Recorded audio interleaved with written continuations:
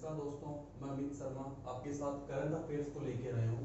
Current affairs में हम उन विषयों की बातें करेंगे जो अंतर्राष्ट्रीय या राष्ट्रीय स्तर पे अधिक चर्चा का विषय बने रहते हैं। लगातार करंट अफेयर्स की अपडेट के लिए आप हमारे YouTube चैनल के साथ जुड़े रहें। अपन आज स्टार्ट कर रहे हैं अपने रक्षा विभाग से संबंधित एक कंपनी जिसका नाम है गोवा शिपयार्ड लिमिटेड। जैसा कि आपको नाम से ही लग रहा है कि गोवा राज्य में स्थित है। गोवा शिपयार्ड लिमिटेड जो कंपनी है ये डिफेंस जहाज बनाती है, शिप्स बनाती है। हाल ही में इस कंपनी ने एक तो पोत का और दूसरा अवरोधक दोनों का जलावतरण किया है। जो पोत है उसका नाम रखा है सचेत और जो अवरोधक हैं उनके नाम है, दो है अवरोधक, एक का नाम है C-140, दूसरे का है C-141। पोत का मतलब ये है कि ऐसे जहाज जिन पे मालवाहक और साथ में युद्धक जहाजों को भी रोका जा सकता है, और अवरोधक वो हैं जो कि विदेशी शक्तियां जो हैं उनके जो भी किसी भी प्रकार की भारतीय सामरिक स्थिति को नुकसान पहुंचा सकते हैं, उन सबको रोकने के लिए अवरोधकों का इस्तेमाल किया जाता है। जो गोवा शिपयार्ड लिमिटेड कंपनी है इसने पोत और अवरोधकों का जलावतरण किया है। इसके लिए उन्होंने भारत के रक्षा मंत्री से वीडियो कॉन्फ्रेंसिंग के जरिए दोनों का उद्घाटन करवाया, और भारत के जो रक्षा मंत्री हैं जिन्होंने उद्घाटन किया वो है राजनाथ सिंह। राजनाथ सिंह इन्होंने इसका जलावतरण किया। किसके द्वारा? वीडियो कॉन्फ्रेंसिंग के द्वारा, क्योंकि आपको पता है कि कोविड-19 की वजह से सभाएं हो नहीं सकती, इसके लिए वीडियो कॉन्फ्रेंसिंग की गई राजनाथ सिंह जी के द्वारा और इनका जलावतरण किया गया। आगे अगर अपन बात करें तो जो भारतीय नौसेना है, भारतीय नौसेना के जो चीफ हैं वो है वर्तमान में एडमिरल करमबीर सिंह। एडमिरल करमबीर सिंह। साथ में ही भारतीय नौसेना दिवस की अगर अपन बात करें तो भारतीय नौसेना दिवस मनाया जाता है 4 दिसंबर। 4 दिसंबर जो है ये भारतीय नौसेना की गौरव की गाथा है। साल था 1971 जब बांग्लादेश को पाकिस्तान से अलग किया गया। उस समय भारतीय नौसेना ने पाकिस्तान की नौसेना को काफी नुकसान पहुंचाया। उसी विजय के उपलक्ष्य में भारतीय नौसेना ने अपना नौसेना दिवस के रूप में 4 दिसंबर को अपना लिया। इससे पहले भारतीय नौसेना की स्थापना की बात करें तो स्थापना 5 सितंबर 1616 को ही हो गई थी, पर स्थापना दिवस के रूप में हम 5 सितंबर को याद नहीं करते, याद करते हैं 4 दिसंबर को, क्योंकि हमने विजय प्राप्त करी थी पाकिस्तान पे। इन सबको याद रखने के लिए 4 दिसंबर को भारतीय नौसेना अपना नौसेना दिवस मनाती है, और उसी नौसेना के पोत और अवरोधकों का जलावतरण किया है रक्षा मंत्री ने, राजनाथ सिंह जी हैं, और जिस कंपनी ने बनाया है उस कंपनी का नाम है गोवा शिपयार्ड लिमिटेड। ठीक है, आगे दोस्तों बातें करते हैं दूसरे एक विषय को लेकर के। आज एक दूसरा नाम लगातार सुर्खियों में रहा है, वो रहता है किसान। भारतीय राजनीति हो या फिर समसामयिक कैसा भी विषय हो, किसानों की बातें नहीं हो तो थोड़ा अधूरा रहता है। मंत्रालय है भारत में किसानों के लिए, कृषि मंत्रालय। कृषि मंत्रालय ने एक पोर्टल है जिसका नाम है ई-नाम। पोर्टल का नाम है ई-नाम का लक्ष्य पूर्ण किया है। ई-नाम का लक्ष्य पूर्ण किया है। अगर ई-नाम की बात करें तो ई-नाम की शुरुआत 2016 से ही है, परंतु ई-नाम का लक्ष्य यह था कि मई 2020 तक देश भर की मंडियों में से कुल 1000 मंडियों को इस पोर्टल के साथ में जोड़ना। इसके लिए कृषि मंत्रालय ने 2 चरणों का निर्धारण किया। पहले चरण के अंदर 415 मंडियों को जोड़ा गया, जबकि जो दूसरा चरण था उसमें जोड़ा गया 585 मंडियों को। इसके साथ में ही कुल 1000 मंडियां जुड़ गई और जो ई नाम का पोर्टल है उसका लक्ष्य प्राप्त हो गया। अगर अपन बात करें कृषि मंत्रालय की, तो कृषि मंत्रालय भारत सरकार के मंत्री हैं नरेंद्र सिंह तोमर।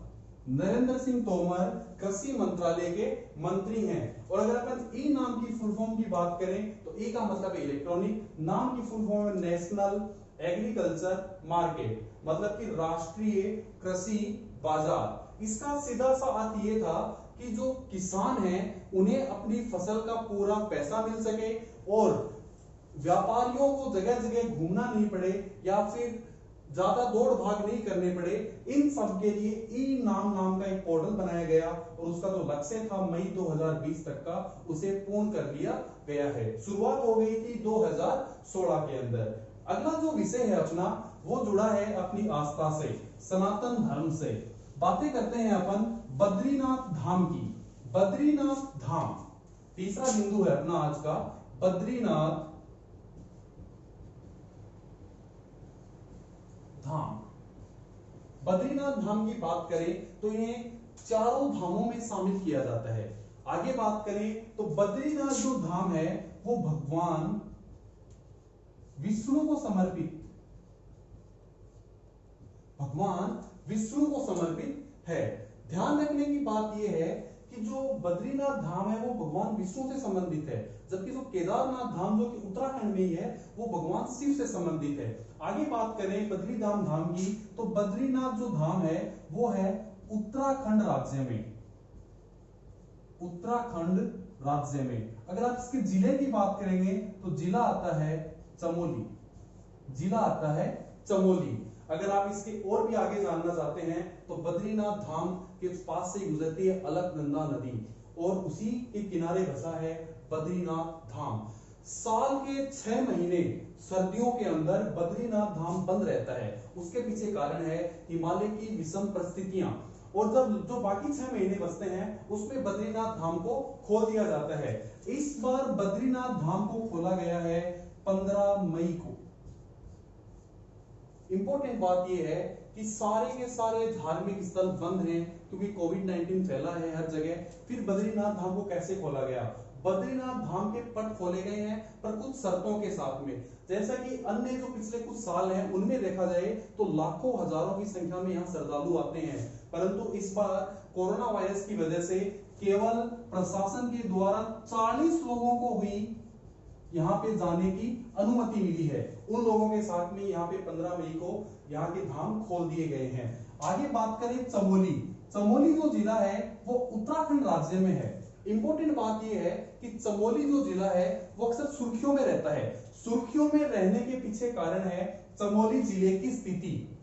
हमारा पड़ोसी उत्तर में चीन, उसके साथ में चमोली जिले की सीमा लगती है और उसी देश की सेना चमोली जिले के अंदर लगातार घुसपैठ करती रहती है। उन घुसपैठ की घटनाओं की वजह से चमोली जिला सुर्खियों में रहता है। अगर अपन ज्योग्राफिकली बात करें तो भारत की ऊंची चोटियों में शामिल नंदा देवी इसी चमोली जिले में स्थित है। इसी नंदा देवी को एक राष्ट्रीय पार्क का दर्जा दिया गया है, नंदा देवी राष्ट्रीय पार्क, वो भी इसी चमोली जिले के अंदर है। अगर बात करें एकदम सही से सिंपल सी भाषा में कि चमोली जिला, सीधी सी बात यह है कि चीन सीमा पे स्थित है। ठीक है, आगे बात करते हैं अपन अगले विषय की, जिसका नाम है गोल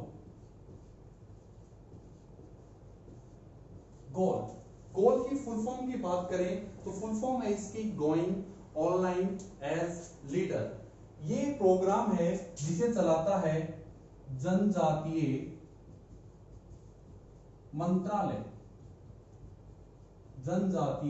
मंत्रालय भारत सरकार। अगर इसके मंत्री की बात करें तो इनके मंत्री हैं अर्जुन मुंडा। गोल प्रोग्राम है क्या? गोल प्रोग्राम है जनजातीय मंत्रालय और एक सोशल प्लेटफॉर्म है फेसबुक। दोनों का एक संयुक्त प्रोग्राम। इस प्रोग्राम के तहत क्या होगा कि जो भी आदिवासी इलाके हैं उन इलाकों में सूचना प्रौद्योगिकी को बढ़ावा देने के लिए फेसबुक और जनजातीय मंत्रालय ने एक प्रोग्राम शुरू किया है। प्रोग्राम का नाम है गोल, गोइंग ऑनलाइन एज लीडर, जिसके मंत्री हैं अर्जुन मुंडा। भारत सरकार का जनजातीय जो मंत्रालय है वो लगातार आदिवासियों को मुख्य धारा में जोड़ने के लिए अनेक प्रकार के कार्यक्रम चला रहा है। उन्हीं में से एक है गोल। जैसे कि इससे पहले लगातार प्रयास कर रहे स्वतंत्रता प्राप्ति के बाद में किसी भी प्रकार से जो आदिवासी वर्ग है वो भारत की मुख्य धारा में आए, इसके लिए जनजातीय मंत्रालय स्कूल का संचालन करता है। जैसे एकलव्य आवासीय विद्यालय जनजातीय क्षेत्रों में खोले जाते हैं, जिनसे आदिवासी क्षेत्रों के बच्चे इनमें पढ़ते हैं और वो बच्चे आधुनिक शिक्षा के साथ में अपने क्षेत्र के अंदर अलग जगा सकें। इन सब को ध्यान में रखते हुए फेसबुक के साथ में मिलके प्रोग्राम स्थापित किया गया है गोल। इस प्रकार से जनजातीय मंत्रालय अनेक क्षेत्रों के अंदर काम कर रहा है, उसी का एक हिस्सा है गोल। और अगर अपन आगे बात करें किसी भी विषय को लेकर के, तो जनजातीय मंत्रालय विशेष तौर पर आदिवासी इलाकों के लिए ही काम करता है। ठीक है दोस्तों, अगर आप इन चारों टॉपिक में से किसी भी प्रकार की कोई शंका समझते हैं, आपको समझ में नहीं आता है, तो आप कमेंट में लिख के हमें जरूर बताएं। हमारे चैनल को सब्सक्राइब करें, शेयर करें, लाइक करें। किसी भी प्रकार की त्रुटि के लिए, किसी भी आपको लगता है कि इसके अंदर कुछ बदलाव होना चाहिए, अगर आपको लगता है तो आप हमें कमेंट में जरूर सजेस्ट करें। धन्यवाद दोस्तों, फिर मिलते हैं।